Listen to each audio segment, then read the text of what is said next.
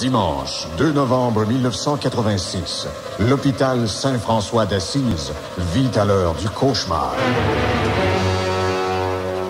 16h30. 500 patients, tiraillés par la faim, se heurtent aux portes verrouillées de la cafétéria de l'hôpital. Ils ne mangeront pas. 17h. Dans la fureur de l'Holocauste, les gardes servent des biscuits soda et de l'eau aux quelques patients ayant survécu et dont la plupart sont déjà à l'article de la mort. 17h30. Québec pleure. La presse internationale est sur un pied d'alerte. Les organismes d'entraide mondiaux planifient les premiers secours. Ils sont tous là. Croix-Rouge, UNICEF, KGB, CIA, IGA. 18h. La photo du dernier survivant, cloué sur son lit, biscuit soda à la main, émeut le monde entier. La question est maintenant sur les lèvres de toute la planète. Les biscuits soda de l'hôpital Saint-François d'Assise étaient-ils salés? Si Gilles Parent en studio FM 93, vous comprenez qu'il y a beaucoup d'animation ici avec les événements. Ah, un instant, on me dit que Claude Leclerc est avec le directeur de l'hôpital Saint-François d'Assise. Claude, on vous écoute.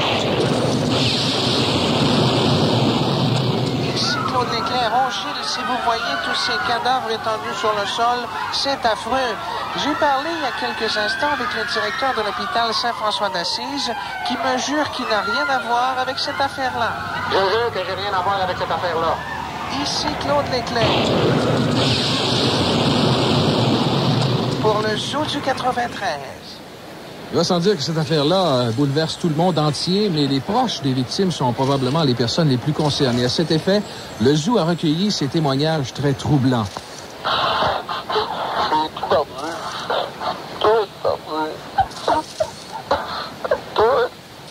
Pensez-y, monsieur, j'ai jamais vu ça, moi. En 86, faire attendre des gens jusqu'à 5 heures pour souper. C'est inhumain, ça, monsieur, c'est inhumain, bon. J'étais là, j'ai tout vu. Je pense que toute ma vie m'a resté marquée dans ça. Quel drame. Vous allez m'excuser si je suis ému. Vous savez, des fois, c'est pas facile, notre métier à nous autres. Et je pense que les gens ont le droit d'être informés et je vais vous rappeler les faits. Au moment où on se parle, tout ce qu'on sait, c'est que officiellement, de pauvres malades n'ont pu souper avant 19h, avant 7h du soir. Ça s'est passé à l'hôpital Saint-François d'Assise. Bien sûr, ici au 93, on est très sensibilisés. Il y a Raymond de la Cantine qui nous a déclaré qu'il organisait cet après-midi une marche autour de son truck. Également, tout de suite, on s'en va en Inde rejoindre notre correspondant pour nous dire quelles sont les réactions sur la scène internationale. Est-ce que vous m'entendez? M'entendez-vous? Depuis 15 ans que je suis au Bangladesh, j'ai l'habitude des horreurs, vous savez, mais la tragédie de Saint-François d'Assise dépasse tout. La population du Bangladesh planifie d'ailleurs déjà l'envoi de ravitaillement. OK, merci beaucoup, Bangladesh.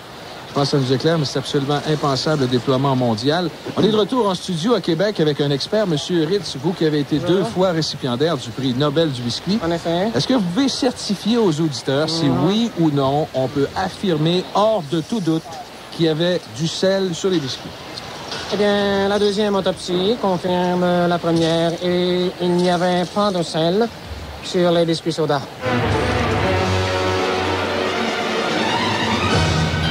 Dans un geste humanitaire sans précédent, le Zoo du FM 93 vous invite à souscrire généreusement au biscuit Sodaid.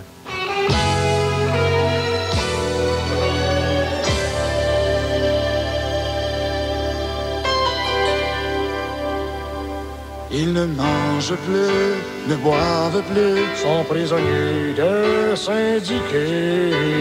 Ils n'ont plus qu'un biscuit. Un biscuit et un verre d'eau. Ils ne bougent plus de leur civière. Plus de services alimentaires. Ils n'ont plus qu'un biscuit. Un biscuit même au salut.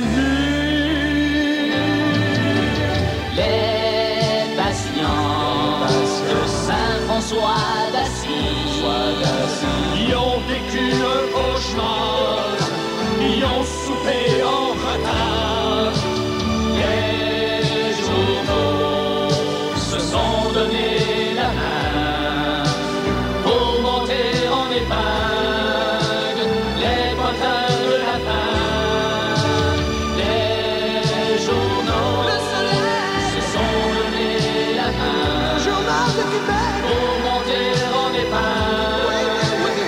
les potins